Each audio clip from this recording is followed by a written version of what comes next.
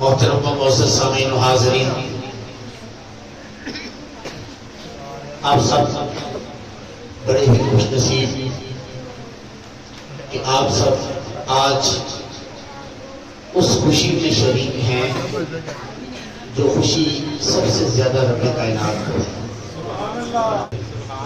کیونکہ میں اس قابل نہیں کہ اس ممبر پہ بیٹھوں، یہ میرے پیر و مرشد قبلہ عالم سید محمد ابراہیم شاہ صاحب چشتی قادری اویسی گولڑوی دعوت برکاتہ قدسیہ کی نظر کرم ہے اور یقیناً آپ لوگ مجھ سے پہلے حضرت کے صاحبزادہ والا شان حضرت پیر سید حسین علی شاہ صاحب کا بیان یہاں سن چکے ہیں، اور میں سمجھتا ہوں کہ ان کا بیان اگر آپ لوگوں نے سنا ہے تو میرا کوئی مزہ نہیں آنے والا۔ آج آپ کی خدمت میں معراج کا واقعہ نہیں سنانے والا، بلکہ واقعہ معراج سے کچھ پہلو لے کر ان سے کچھ نصیحت حاصل کرنے کی کوشش کروں گا۔ معراج مصطفیٰ صلی اللہ علیہ وآلہ وسلم، جہاں میرے آقا کریم صلی اللہ علیہ وآلہ وسلم کی عظمتوں کا منہ بولتا ثبوت ہے، وہاں معراج مصطفیٰ ہمارے لیے قدم بہ قدم نصیحت بھی ہے۔ ہم جب نصیحت کی بات ہوتی ہے، اکثر آج یہ ہمارے معاشرے کا ایک طریقہ بن گیا ہے کہ جب بھی کبھی نصیحت کی بات ہوتی ہے تو عوام کا خیال ہوتا ہے یار یہ مولوی بور کر رہا ہے۔ معراج نبی صلی اللہ علیہ وآلہ وسلم کو ہم صرف ایک واقعے کے طور پر سمجھتے ہیں، بھئی حضور کی زندگی کا بڑا ایک خاص واقعہ ہے، لیکن کبھی ہم نے اس سے نصیحت حاصل کرنے کی کوشش نہیں کی۔ آج ہم کوشش کرتے ہیں کہ معراج مصطفیٰ صلی اللہ علیہ وآلہ وسلم سے دیکھیں کہ ہمیں معراج کیا سکھا رہی ہے، ہمیں کس طرف لے جانا چاہتی ہے، کیا ہمیں عطا کر رہی ہے، معراج مصطفیٰ سے ہمیں کیا حاصل ہو رہا ہے۔ حضرت ہانی رضی اللہ تعالیٰ عنہ آپ کے گھر سے میرے کریم آقا صلی اللہ علیہ وآلہ وسلم کا سفر معراج شروع ہوا۔ معلوم ہے آپ لوگوں کو جبریل حاضر ہوئے، میرے کریم آقا صلی اللہ علیہ وآلہ وسلم آرام فرما رہے تھے۔ جبریل علیہ السلام نے مالک کائنات کی بارگاہ میں عرض کیا، میرے اللہ اب کیا حکم ہے؟ تیرا حکم نہ پورا کروں تو تو ناراض، تیرے نبی کو اگر میں آرام سے جگاؤں، پریشان کروں، ڈسٹرب کروں، اٹھاؤں تو تو بھی ناراض، تیرا نبی بھی ناراض، اب بتا میں کدھر جاؤں؟ اور زبان شاید اللہ فرماتا ہے، اے جبریل چومو تو مہاجر کی دریا۔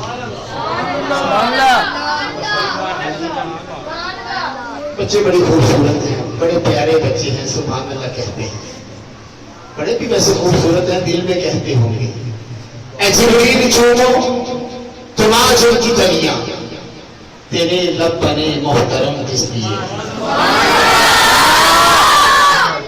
جبریل چومو تماجر کی تلیاں، تیرے لب بنے محترم کس لیے ہیں؟ جبریل علیہ السلام کو حضور کے قدم پاک کو بوسہ دینے کی سعادت حاصل ہوئی۔ آپ کے ترفیلی ہونٹوں کی ٹھنڈک سے حضور نبی کریم صلی اللہ علیہ وآلہ وسلم نے آنکھیں کھولی اور جبریل نے اللہ کا حکم سنایا، جو ہے سفر مبارک شروع ہوا۔ سفر مبارک شروع ہونے سے پہلے مالک کائنات نے جبریل کی ڈیوٹی لگائی، اے جبریل تو میرے محبوب کو آج لے کر آئے اور میرے محبوب کے لیے جنت میں سے سب سے اعلیٰ سواری کا انتخاب کر۔ کیا میں نے کہا؟ سب سے اعلیٰ سواری کا انتخاب کرنا۔ جبریل علیہ السلام جنت میں گئے، جنت کے سارے جتنے بھی سواریاں تھیں جس کا نام ہم براق جانتے ہیں، سارے براق اکٹھے کیے، خوشی کی خبر سنائی، اے جنت کے مخلوق براق سنو، تمہارے لیے خوشی کی خبر دے کر آیا۔ ہے جبریل بتاؤ؟ تو حضرت جبریل علیہ السلام فرمانے لگے تم سب کے لیے خوشخبری یہ ہے کہ آج تم میں سے کسی ایک کو اس محبوب نبی کے لیے چنا جائے گا کہ جس کی دین کے لیے تم سب بےتاب ہو۔ سارے براق خوش ہو گئے۔ قاری صاحب ابھی اعلان کرتے ہیں بھائی جس کی کوئی مجھے بڑی ادا پسند آئے گی اس کے لیے عمرے کا اعلان ہے جی۔ تو ہر کوئی بچہ ہو، جوان ہو، بوڑھا ہو، وہ اپنی ادائیں دکھانا شروع کر دے گا۔ قاری صاحب دیکھیں میں نے داڑھی رکھی ہوئی ہے، رسول کی سنت ہے۔ قاری صاحب دیکھیں میں نمازیں پڑھتا ہوں، قاری صاحب دیکھیں میں قرآن پڑھتا ہوں، قاری صاحب دیکھیں یہ معاملہ، قاری صاحب میرے اندر یہ خوبیاں دیکھ لیں، لیکن قاری صاحب اسی کو پسند کریں گے جس کی ادائیں میرے نبی کو بھاتی ہوں۔ جبریل بھی جانتا تھا کہ میرے نبی کو جو ادا بھاتی ہوگی میرے اسی کو پسند کرنا ہے۔ ہر براق بڑھ چڑھ کے اپنا آپ پیش کر رہا تھا۔ جبریل مجھے دیکھو، میری طاقت پرواز کیسی ہے۔ کوئی کہتا ہے جبریل مجھے دیکھ، میرا حسن کیسا ہے۔ کوئی جبریل کو کہتا ہے جبریل مجھے دیکھ، میرا رنگ روپ کیسا ہے۔ سارے براق بڑھ چڑھ کے اپنا آپ پیش کر رہے ہیں۔ ایک براق کھولے میں کھڑا رو رہا۔ جبریل بڑھ کے اس کے پاس گئے، کہا تو کیوں روتا ہے؟ میں تو تمہارے پاس آج خوشی کی خبر لایا ہوں، آج تمہارے پاس خوشی کی خبر لے کر آیا ہوں۔ خوشی کا مقام ہے، جشن منانے کا مقام ہے، اور تم رو رہے ہو۔ کہنے لگا یقیناً جشن منانے کا مقام ہے، لیکن میں یہ سوچ کے رو رہا ہوں کہ آج اس ہستی کی سواری کے لیے کسی ایک کو چنا جائے گا جس کے لیے اللہ نے ساری کائنات کو تخلیق فرمایا، جس کے سجدے میں مالک کائنات نے ساری کائنات کو تخلیق فرمایا ہے۔ آج اس نبی کی سواری کے لیے چنا جانا ہے۔ اے جبریل میں تو اپنے مقدر پہ رو رہا ہوں، میں اس قابل ہی نہیں ہوں کہ اس ہستی کی سواری کے لیے مجھے چنا جائے۔ وہ براق کیا کہتا ہے؟ میں اس قابل ہی نہیں اپنے آپ کو سمجھتا کہ میں اس ہستی کے لیے سواری کے طور پہ چنا جاؤں۔ جبریل علیہ السلام مسکرائے اور کہنے لگے اے براق پھر آج تیرے لیے خوشخبری ہے کہ میں تجھے پیارے آقا صلی اللہ علیہ وآلہ وسلم کی خدمت کے لیے چن دیتا ہوں، تجھے منتخب کرتا ہوں حضور کی خدمت کے لیے۔ یہاں میرا سوال ہے، کیا حسن اس کے کام آیا؟ بولتے جائیں نہیں، کیا اس نے اپنا حسن پیش کیا تھا؟ نہیں، کیا اس نے اپنی طاقت پرواز پیش کی تھی؟ نہیں، کیا بڑھ چڑھ کے اپنی خوبیاں گنوا رہا تھا؟ جو گنوا رہے تھے وہ تو کھڑے دیکھتے رہ گئے۔ اس براق کے کام کیا چیز آئی؟ اس براق کے کام اگر کوئی چیز آئی تو وہ عاجزی ہے۔ آپ سب معافی چاہتا ہوں، آپ نے مجھے حکم فرمایا تھا واقعہ معراج سنانا ہے، سنا معراج ہی رہا، ذرا انداز الگ ہے۔ معراج مصطفیٰ صلی اللہ علیہ وآلہ وسلم کے لیے براق چنا ہے، اور اس کے کام کیا چیز ہے؟ عاجزی۔ نہ اس کی طاقت پرواز دیکھی گئی، نہ اس کے حسن کو دیکھا گیا، نہ کسی اور خوبی کو دیکھا گیا، بس اس نے اپنی عاجزی دکھائی۔ جبریل نے چن لیا کیونکہ آقا کریم صلی اللہ علیہ وآلہ وسلم کی طبیعت کو جبریل جانتے تھے کہ آقا کو عاجز لوگ بڑے پسند ہیں، حضور کو عاجز لوگ بڑے پسند ہیں جو عاجزی پیش کرنے والے ہوتے ہیں۔ آج کسی کے پاس مال و دولت ہے، نہیں کام آنے والی، کسی کے پاس بڑی نمازیں ہیں، نہیں کام آنے والی، کسی کے پاس بڑے روزے ہیں، نہیں کام آنے والے، بڑے صدقہ خیرات ہوتے ہیں، نہیں کام آنے والے، اگر اس میں شامل عاجزی نہ ہوئی اور ساتھ میں محبت رسول نہ اگر شامل ہوئی۔ ہاں یہ بھی ایک بات آپ کو بتا دو، محبت رسول جس میں ہوگی نا، جس کے دل میں اس کے دل میں عاجزی ہی عاجزی ہوگی. یہ دو کوئی الگ چیزیں نہیں کہ ایک ہی چیز کا نام ہے. جس کے اندر محبت رسول ہوگی وہ عاجزی ہی پیش کرنے والا ہوگا. غلام کے کام کیا چیز آئی؟ زور سے بولے گا کیا چیز کام آئی؟ عاجزی کام آئی. آپ لوگوں کو میں ایک آسان طریقہ بتاتا ہوں عاجزی پیش کرنے کا. ظاہراً تو بڑا مشکل ہے لیکن ہے بہت آسان اور بہت ہی مزیدار اور بہت ہی کمال. حافظ عبدالرحمان صاحب میرے دوست ہیں, چھوٹے بھائی ہیں. میں ابھی ان کو پکڑ کے میں کھڑے ہوں چل نیچے بیٹھ گھٹنوں کے بل ہو جا, چاہے میں ان کا بڑا ہی ہوں. یہ مجھے کہیں گے ہم سب کیا کر رہے ہیں, آپ میری بےزتی کر رہے ہیں. انہیں میں کہوں چل اپنی ناک زمین پر رکھ, یہ کہیں گے کیا کر رہے ہیں آپ. لیکن کتنی کمال بات ہے, ایک انسان گھٹنوں کے بل ہو جاتا ہے, پھر اپنے دونوں ہاتھ زمین پہ بچھا لیتا ہے. دونوں ہاتھ زمین پہ بچھا کے پھر یہ ناک جس کے لیے یہ ساری کائنات کو ہم نے آگے لگایا ہوا ہے, یہ ناک بھی زمین پہ رکھ لیتا ہے, اپنی پیشانی بھی زمین پہ رکھ لیتا ہے. پھر کہتا ہے سبحان ربی الاعلی. یہاں سبحان اللہ کہنا بنتا ہے.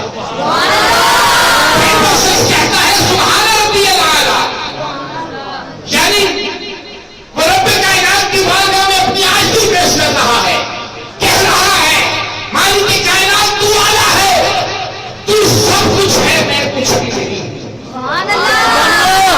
سبحان ربی الاعلی میں یہ کچھ بھی نہیں کا جملہ تو نظر نہیں آتا, لیکن مخفی طور پہ اقرار تو یہی ہے نا. ہاں جی, میں مان لوں کہ مفتی صاحب مجھ سے اچھے ہیں تو اس کا مطلب میں کہوں اقرار کروں اس بات کا کہ جناب مفتی مزمل صاحب مجھ سے بہت اچھے ہیں, تو اس جملے کے اندر دوسرا جملہ جو چھپا ہوا ہے میں ان سے کم ہوں. اللہ کی بارگاہ میں جب انسان سجدہ ریز ہو کے اپنی ناک زمین پہ رکھ کے اپنی پیشانی زمین پہ رکھ کے گھٹنوں کے بل ہو کے یہ اقرار کرے سبحان ربی الاعلی, تو مخفی وہ یہ کہہ رہا ہوتا ہے مولا میرے پاس تو کوئی طاقت نہیں, مولا میری کوئی حقیقت نہیں. جب رب کائنات کی بارگاہ میں انسان اس بات کا اقرار کرتا ہے مالک کائنات میری کوئی طاقت نہیں, سب طاقتوں کا مالک تو ہے, مولا میرے پاس کچھ بھی نہیں, ساری کائنات کا اختیار اور مالک تو ہے, مختار بھی تو, مالک بھی تو ہے, مالک کائنات میری کوئی حیثیت نہیں. تو اللہ خوش ہو جاتا ہے, اللہ خوش ہو جاتا ہے اور خوش ہو کے مالک کی کائنات فرماتا ہے اچھا میرے بندے تو نے سب کچھ مجھے ہی مان لیا ہے, تو اپنے آپ کو میرے سامنے اتنا گرا دیا کہ یہ پیشانی اور ناک بھی زمین پہ رکھ دی, گھٹنوں کے بل ہو گیا, اور پھر اس بات کا اقرار بھی کرتا ہے کہ میں کچھ نہیں, تو ہی سب کچھ ہے. تو اگر اللہ کہتا ہے تو نے سب کچھ مجھے ہی مان لیا ہے تو پھر تجھے سب کچھ عطا بھی تو میں نے ہی کرنا ہے, سب کچھ تجھے عطا بھی تو میں نے ہی کرنا ہے.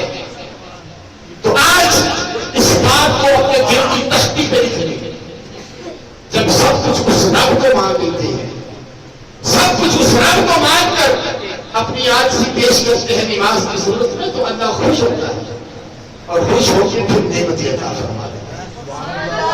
پھر تمہیں اس نعمتوں کے پیچھے دوڑنے کی ضرورت نہیں پیش آئے گی, یہ نعمتیں تمہارے پیچھے پیچھے پھریں گی, اور اللہ تمہیں وہ جذبہ عطا کرے گا کہ یہ نعمتیں پیچھے پیچھے ہوں گی اور تیری ساری توجہات کا مرکز اللہ اور اس کے رسول کی ذات ہے.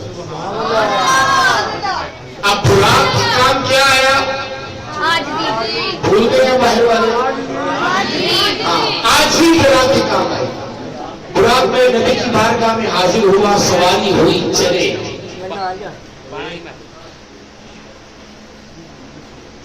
سواری پر بیٹھ کے چلے. پہلے آسمان پر آدم علیہ السلام سے ملاقات ہوئی. کس سے ملاقات ہوئی؟ اب بیٹا نام عاشر مائدہ نہیں, کس سے ملاقات ہوئی؟ وہ ساری کائنات کے باپ ہیں. آدم علیہ السلام سے ملاقات ہوئی. کریم آقا صلی اللہ علیہ وآلہ وسلم آپ ملاحظہ فرما رہے ہیں کہ آدم علیہ السلام دائیں طرف دیکھتے ہیں تو مسکرانے لگے. اچھی کہہ گئی میرے لگتا ہے تھی اگلی محفل جو تھا میں چھڑنا ہی نہیں ہے. ٹھیک ہاں بولنے سے نہیں بنتا تھکتا, سامنے والوں کے رویوں سے تھک جاتا ہے. سنی صاحب پھر مسکرانا نہیں ہے, آپ نے آواز بھی نکالنی ہے. ہاں آواز نکالنا یہ نہ ہو اگلی محفل میں پکڑ کے مجھے باہر نکالتے تو انہیں نہیں کرنا ہے, تمہیں تھکیا پہ ہے. اونچی بات نہیں پڑھتے ہیں ذرا سنا. السلام دائیں طرف دیکھتے ہیں تو مسکرا دیتے ہیں, بائیں طرف دیکھتے ہیں تو رونے لگتے ہیں. آقا کریم صلی اللہ علیہ وآلہ وسلم نے جبریل سے پوچھا, جبریل یہ کیا ماجرا ہے؟ یہ آدم علیہ السلام دائیں طرف دیکھ کے مسکراتے اور بائیں طرف دیکھ کے روتے کیوں ہیں؟ اس بات سے نہیں نہ سمجھنا, میرے نبی کو پتا نہیں تھا. حضور سب کچھ جانتے ہیں, آقا سب کچھ جانتے ہیں. آقا جانتے تھے کہ آدم کے ساتھ کیا ماجرا ہے, لیکن سوال اس لیے کیا کہ اس امت کو سوال کرنے کی عادت لگ جائے. آج مفتی صاحب نے اس بات پہ تصدیق کی مہر سب کریں گے کہ آج مفتی صاحب 5 نمازیں پڑھاتے ہیں, جمعہ پڑھاتے ہیں, درس و تدریس کرتے ہیں, لیکن کبھی کسی نے سوال بھی کیا ہے آگے دین کے متعلق؟ وہ دین کے متعلق معلومات حاصل کرنے کے لیے کبھی خود بھی کوشش کی ہے؟ حضور نے اسی لیے سوال کیا تھا کہ امت کو عادت لگ جائے سوال. میرے آقا نے سوال کیا تو جبریل عرض کرتے ہیں, حضور آدم علیہ السلام دائیں طرف جنت میں اپنی اولاد کو خوشیاں مناتے دیکھتے ہیں تو مسکرا دیتے ہیں, اور بائیں طرف اپنی اولاد کو جہنم میں جلتا ہوا دیکھتے ہیں تو رونے لگتے ہیں. اللہ اکبر. آدم علیہ السلام بائیں طرف دیکھیے, جہنم میں اپنی اولاد کو جلتا ہوا دیکھ کے روتے ہیں. اب ہم نے یہ فیصلہ خود کرنا ہے کہ آدم علیہ السلام کی مسکراہٹ کا باعث بننا ہے یا ان کے رونے کا باعث بننا ہے. آج بولے کہتے ہیں کہ جس اولاد کی وجہ سے ماں باپ کی آنکھ میں آنسو آئے, دنیا والے کہتے ہیں یہ بڑی ناہنجار اولاد ہے بھائی, بڑی نالائق خبیث اولاد ہے, یہ اپنے ماں باپ کو رلاتی ہے. تو ساری کائنات کا باپ آدم جس کی وجہ سے روئے, کیا وہ اچھا آدمی ہوگا؟ بولے بھائی کیا وہ اچھا آدمی ہوگا؟ نہیں. تو پھر اس بات کو اپنے دل کی تختی میں بھی لکھ لے, ہم نے اپنی زندگی میں ایسے اعمال کرنے ہیں کہ ہماری وجہ سے آدم علیہ السلام کی آنکھ میں آنسو نہ آئے. آدم علیہ السلام کی آنکھ میں آنسو نہ آئے. معراج مصطفیٰ سے آج ہم نے یہ دوسرا سبق لیا کہ ہم نے اپنی زندگی کو ایسا بنانا ہے کہ ہمارے باپ آدم کی آنکھ میں ہماری وجہ سے آنسو نہ آئے. پیارے آقا صلی اللہ علیہ وآلہ وسلم پہلے آسمان سے چلے, دوسرا, تیسرا, چوتھا, پانچواں, چھٹا, ساتواں, ساتوں آسمانوں پہ ملاقاتیں ہوتی رہی انبیاء سے. میں نے وقت کو مختصر کرنا ہے کیونکہ مفتی صاحب بڑی معافی کے ساتھ میں شاید تبلیغ کرتا, لیکن آپ نے جو ہے وہ میرے وقت سے تجاوز کر دیا, اور میرا مزاج یہ ہے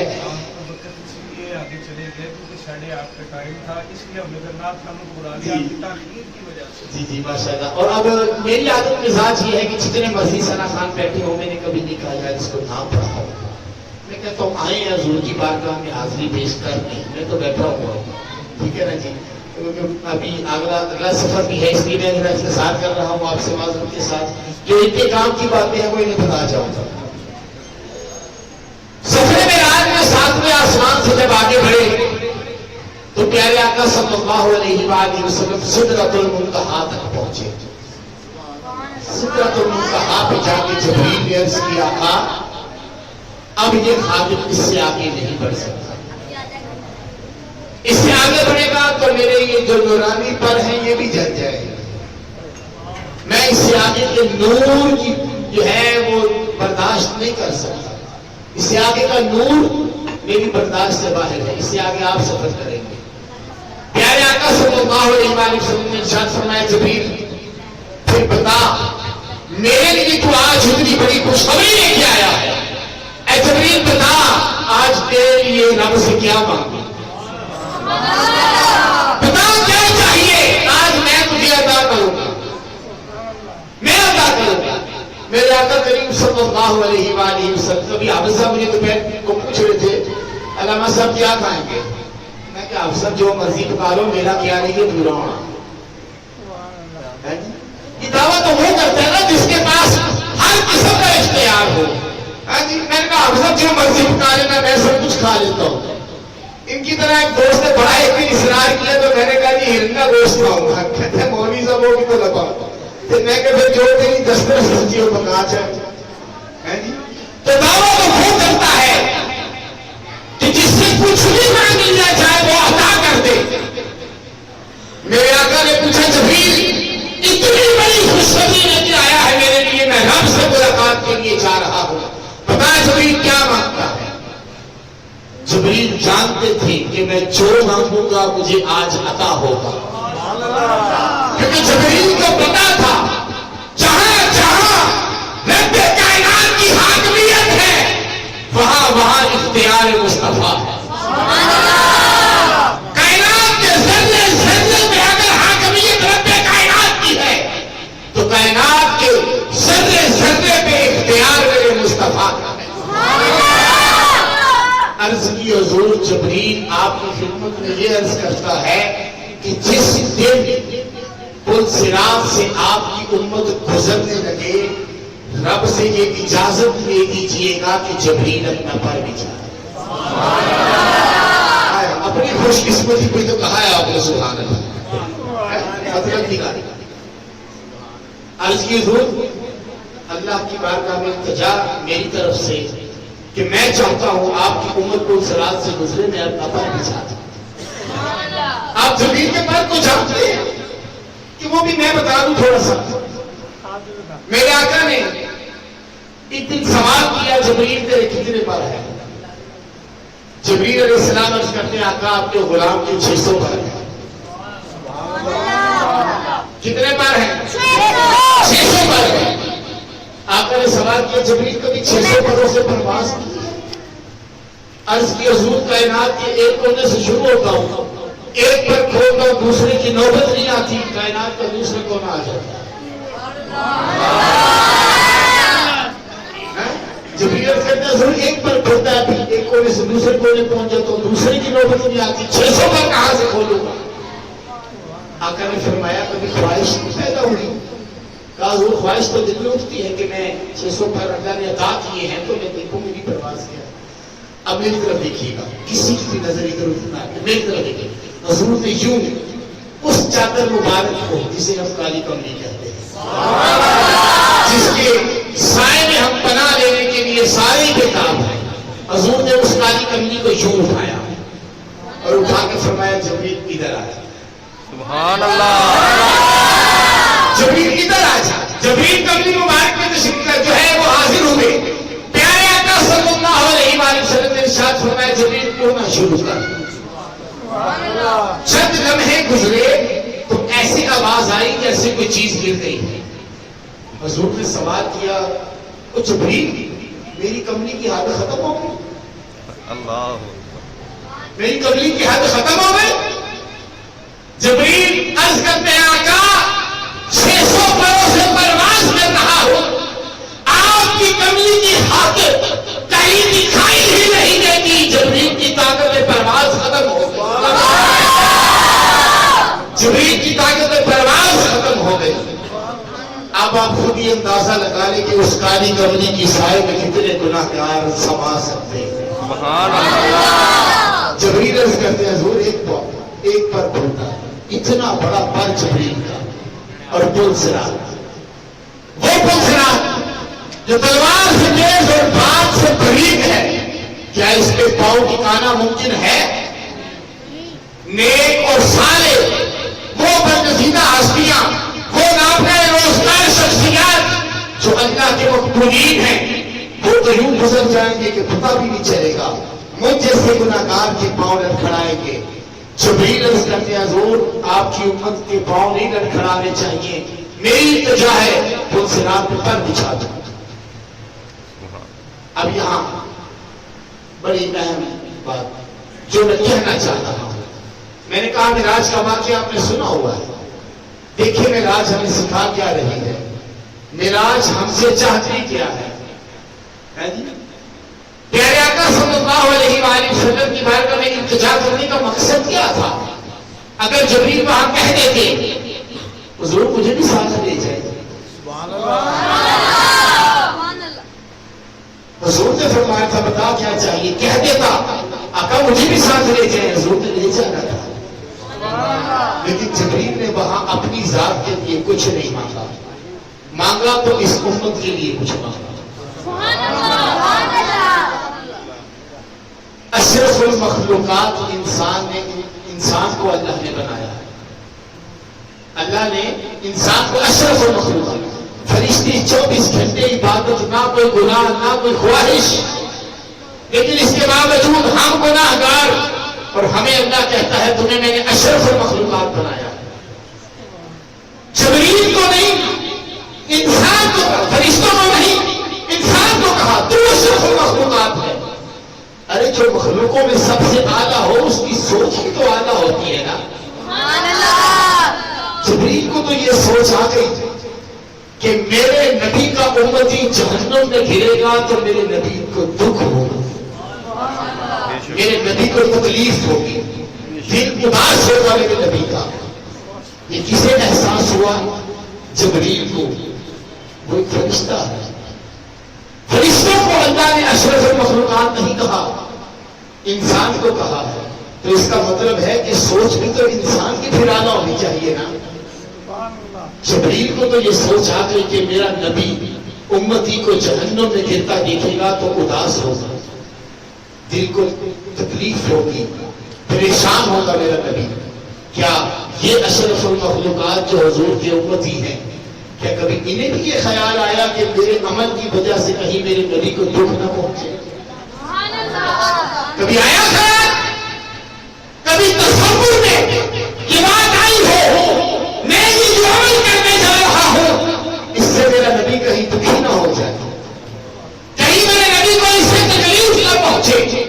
کبھی کسی انسان نے یہ سوچا گناہ کرتے ہوئے؟ کبھی تصور آیا ہو گناہ کرتے ہوئے میرا نبی کیا سوچے گا؟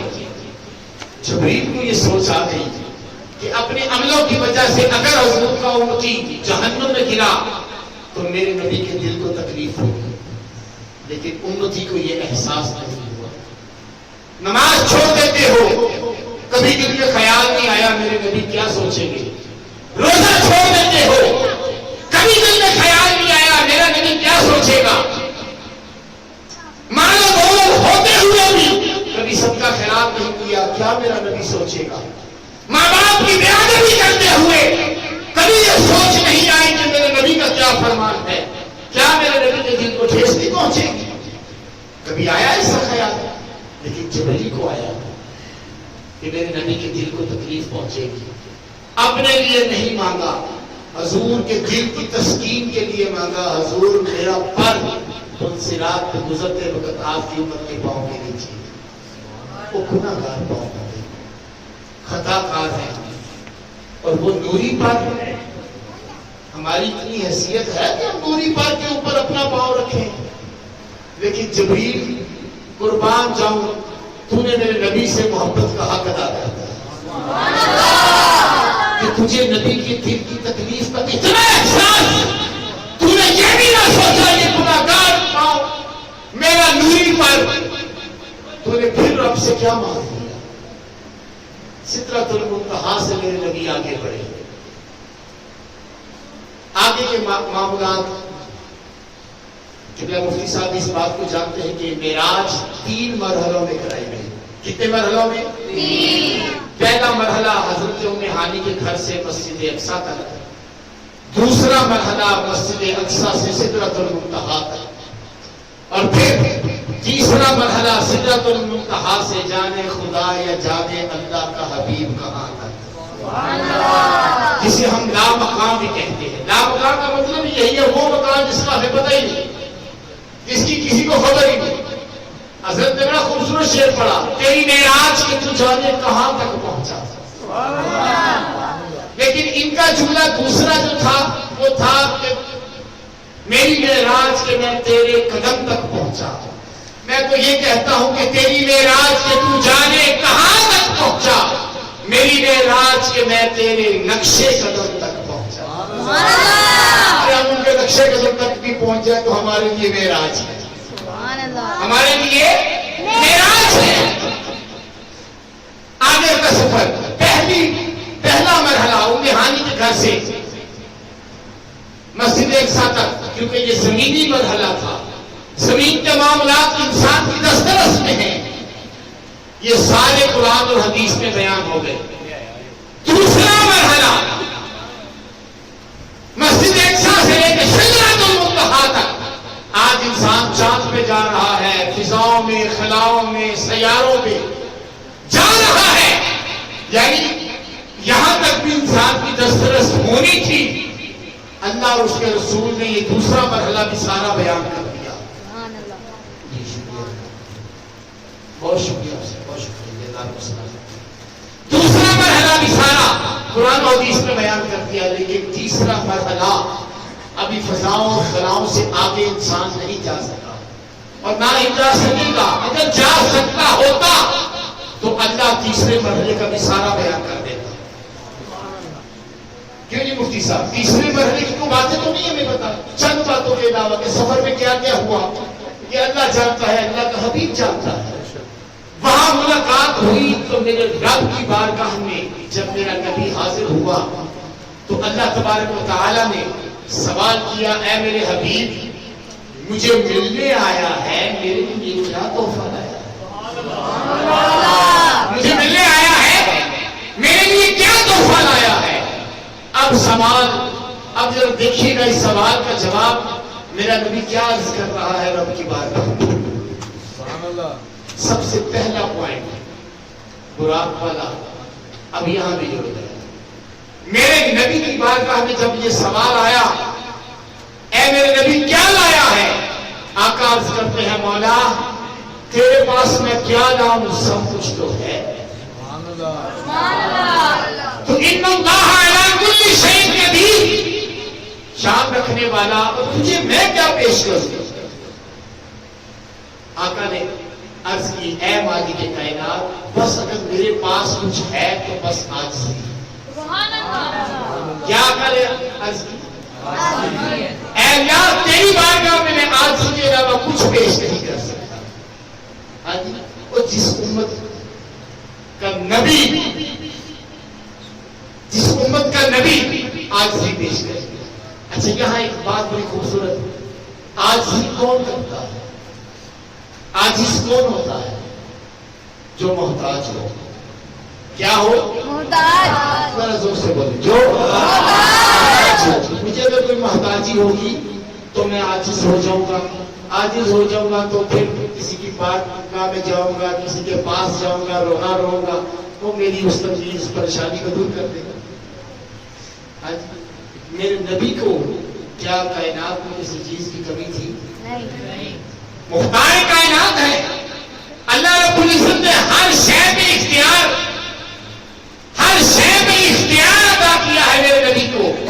لیکن اس بات کو ذہن میں سیکھ رکھیے گا, وہ خدا نہیں, بخدا نہیں, وہ مگر خدا سے جدا نہیں. وہ ہے کیا مگر وہ ہے کیا نہیں. یہ محب الحبیب کی بات ہے. تو کہ میرے نبی کو سارے اختیارات ہیں, لیکن یہ اختیارات ذاتی نہیں, عطا کرتا ہے. اور عطا کون کرنے والی ذات ہے؟ اللہ کی ذات ہے. اللہ نے اپنے محبوب کو اختیارات عطا کیے, اس لیے آقا نے بھی عرض کی, مولا تیرے پاس سب کچھ ہے, اگر نہیں ہے تو آج بھی نہیں, کیونکہ تو عطا کرنے والا ہے, سب کو عطا کرنے والا ہے. اس لیے میں تیری بارگاہ میں آج سے لے کر آیا. اب ملاقات میں جو کچھ ہوا, پھر مالک کائنات نے جاتی مرتبہ کہا, میرے حبیب اب تو آیا ہے تو میری بارگاہ سے خالی تو نہ جا. خالق ہونا چاہتا. اللہ نے فرمایا میرے حبیب میں تجھے 50 نمازوں کا تحفہ عطا کرتا ہوں. یہ تحفہ کس کے لیے تھا؟ در حقیقت ظاہراً تو ہمیں یہ نظر آتا ہے نبی پاک کے لیے تھا، لیکن حقیقت یہ ہے کہ تحفہ اس امت کے لیے تھا. اس امت کے لیے یہ تحفہ تھا. پیارے آقا صلی اللہ علیہ وآلہ وسلم تحفہ لے کے آئے. راستے میں پھر موسیٰ علیہ السلام سے ملاقات ہوئی. موسیٰ علیہ السلام نے عرض کی میرے آقا 50 بہت زیادہ ہیں، کم کروا دیں. رب کی بارگاہ میں میرا نبی حاضر ہوا، عرض کی مولا 50 زیادہ نہیں. اللہ نے فرمایا 5 ہم کر دے. 9 چکر لگے. کتنے؟ 5 کر کے پھر کتنی کم ہو گئی؟ 45 کم ہو گئی. 5 رہ گئی. جب 5 رہ گئی نا، اب جملہ بڑا سخت ہے. ہاں جی، محسوس ہوگا آپ کو یہ علامہ صاحب کیا کر گئے ہمارے ساتھ، لیکن توجہ کیجیے گا، میرے جملے کو غور سے سنیے گا اور ہضم نہ کیجیے گا، اپنے اوپر وارد کر دیجیے گا. اللہ نے فرمایا میرے حبیب جو 5 پڑھے گا میں اسے ثواب 50 کا عطا کروں گا. کتنا؟ کتنی پڑھنے پہ؟ 5. مفتی صاحب 10 تو 1 پڑھنے پہ 10 تو نہیں ملے گا. 2 پڑھنے پہ 20 30، 3 پڑھنے پہ 30، 4 پڑھنے پہ 40 نہیں. ارشاد باری تعالیٰ ہے 5 پڑھنے پہ 50 عطا کروں گا. کتنی پڑھنے پہ؟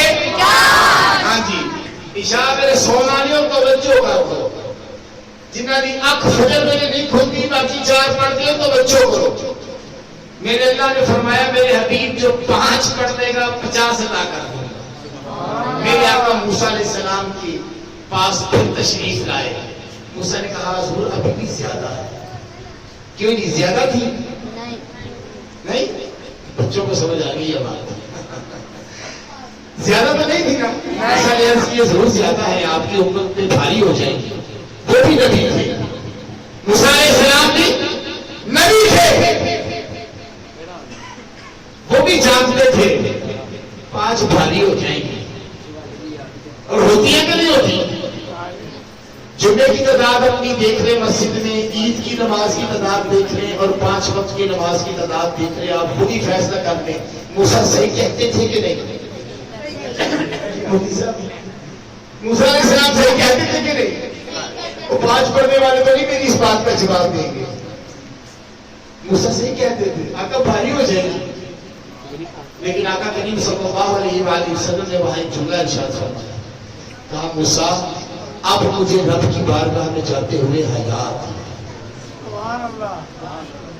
میرے نبی کو تو حیا آتی ہے اس بات پہ، لیکن کیا امتی کو بھی حیا آتی ہے؟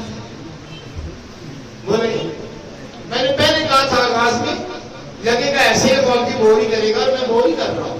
نصیحت بہت کرتی ہے، نصیحت سے دل اتار جاتا ہے. میں نے وہ مزے لینے والی یا جذب دینے والی تقریریں نہیں کرتا. میں تقریر ایسے ہی کرتا ہوں. میرے مرشد کریم جب گفتگو فرماتے ہیں تو وہ بھی ہمیں نصیحت ہی کرتے ہیں. اور میرے اساتذہ سے بھی میں نے یہی کچھ سیکھا ہے کہ بیٹے ممبر پہ بیٹھنا تو صرف واقعات سنا کے نہ اٹھ جانا، ان کے پلے بھی کچھ چھوڑ کے آنا. کوئی ایسی بات ان کو دے کے آنا کہ جس پر یہ عمل کرنے ان کی دنیا اور آخرت سمجھ جائے. دنیا اور آخرت جس بات سے سمجھے وہ بات بھی ان کے دلوں میں اتار کے جانا. تو میں اسی کوشش میں لگا. موسیٰ علیہ السلام کی بارگاہ میں سبحان اللہ کیا بات ہے. حضور پھر کام کروا لیں. موسیٰ کہتے ہیں پھر کام کروا لیں. حضور فرماتے ہیں موسیٰ اب مجھے رب کی بارگاہ میں جاتے ہوئے حیا آتی ہے.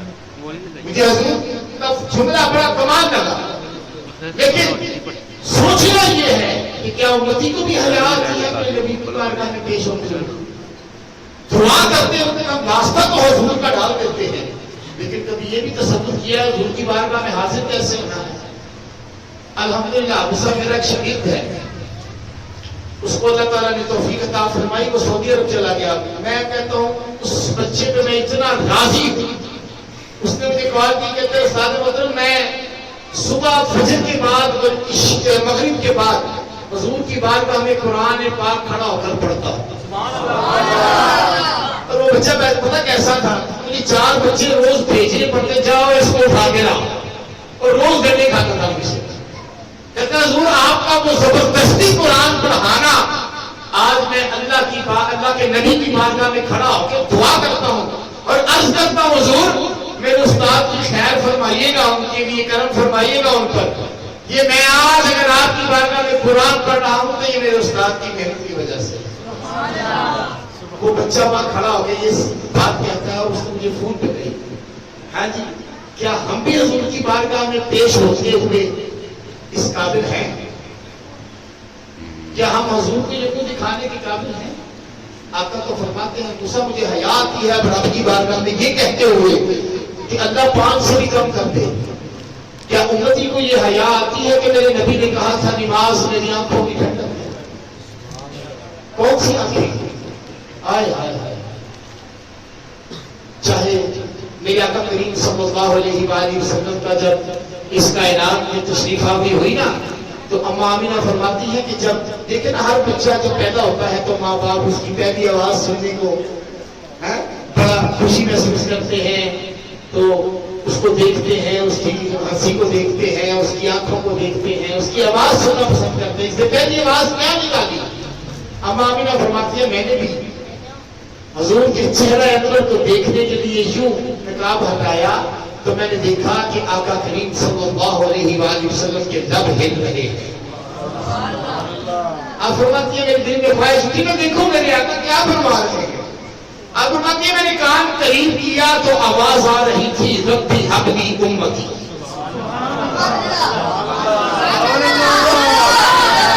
جو سمجھتا ہے میں اپنے نبی کی اس دعا میں شامل ہوں اس کی بس مجھے آواز آئے. امامنا فرماتی ہے ابھی کائنات میں تشریف لائے ہیں، میں نے چہرہ انور کی طرف نگاہ اٹھائی تو لب ہل رہے تھے، میں نے کان قریب کیا تو آواز آئی ربی حب لی امتی. پھر یہ ربی حب لی امتی کی صدا جو میرے آقا کی تھی، یہ غار ہو، صحرا ہو، جنگل ہو، پہاڑ ہو، گھر ہو، مسجد ہو یا مزار ہو یا آپ کی تربت مبارک ہو یا آپ کا روزہ انور ہو، جس مقام پہ بھی دیکھیں گے یہی صدا نکلتی ہے ربی حب لی امتی، اور آنکھ سے آنسو بہتے ہیں. حضرت مولا علی کرم اللہ وجہ الکریم فرماتے ہیں کہ جس وقت حضور کو لحد مبارک میں آرام جو آپ فرمانے کے لیے تشریف لے گئے، اس مرحلے کے لیے خدا کی قسم مفتی صاحب بڑی مشکل سے الفاظ بچنا ہوتا ہے، اس مرحلے کو بیان کرنا بھی بڑا مشکل ہے، کہیں کوئی بے دبی نہ ہو جائے. حضور اپنے روزہ انور میں آرام فرمانے کے لیے جب تشریف لے کے جا رہے تھے تو حضرت علی فرماتے ہیں کہ میں نے دل میں خیال کیا علی پھر پتہ نہیں خدا جانے کب یہ چہرہ دیکھنا نصیب ہو، میں ایک بار پھر نہ دیکھ لوں. علی فرماتے ہیں میں نے نقاب ہٹا کے دیکھا چہرہ انور سے تو حضور کے لب ہل رہے تھے، حضور کے لب ہل رہے تھے. علی فرماتے ہیں میرے دل میں خیال آیا شاید کوئی فرمان امت کے لیے رہ گیا ہے جو اکرم صاحب فرما رہے ہیں. آپ نے فرمایا کہ میں نے کان قریب کیا تو مجھے آواز آئی ربی حب لی امتی. ارے وہ لمحہ بتا دو جس لمحے میرا نبی امت کو بھولا، وہ لمحہ بتا دو. ارے رب سے ملاقات ہے، میرا نبی تو وہاں بھی تجھے نہیں بھولا اور تو نبی کو کیسے بھول گیا. میرے نبی نے کہا تھا نماز میری آنکھ کی ٹھنڈک ہے، وہ آنکھ جس کے لیے تیرے غم میں آنسو بہتے ہیں. یہ میں نے اشارہ کر کے لفظ تیرے کا استعمال کیا ہے وقت فرد واحد کے لیے، اور اشارہ سب کی طرف کیا ہے توجہ کرنے کہ میں کس کس کے لیے کہہ رہا ہوں. تیرے لیے جس آنکھ سے آنسو بہتے رہے، تیرے غم میں جس آنکھ سے آنسو بہتے رہے، اس آنکھ کی ٹھنڈک کے لیے تو کچھ نہیں کرے گا، تو کچھ نہیں کرے گا. دوستو یہ معراج بس ایک ہی پیغام دیتی ہے، کیا؟ اطیع اللہ و اطیع الرسول، اللہ اور اس کے رسول کی اطاعت میں لگ جائیں۔ جو میرا نبی کہتا ہے، جو میرا رب کہتا ہے، اس پہ لگ جائیں، آپ کی دنیا بھی اچھی ہو جائے گی، آخرت بھی اچھی ہو جائے گی۔ اب جو دنیا اور آخرت کی بہتری چاہتا ہے وہ کیا کرے؟ وہ صرف میری آج اس گفتگو کو یاد رکھے کہ مولوی صاحب سانو کہہ کے کی گئے نہیں تے اسی کرم کی گئے، کیا ہم کرنے آئے تھے؟ الست بربکم کی صدا کو جنہوں نے یاد رکھی ان کے نام قیامت تک کے لیے زندہ ہو گئے۔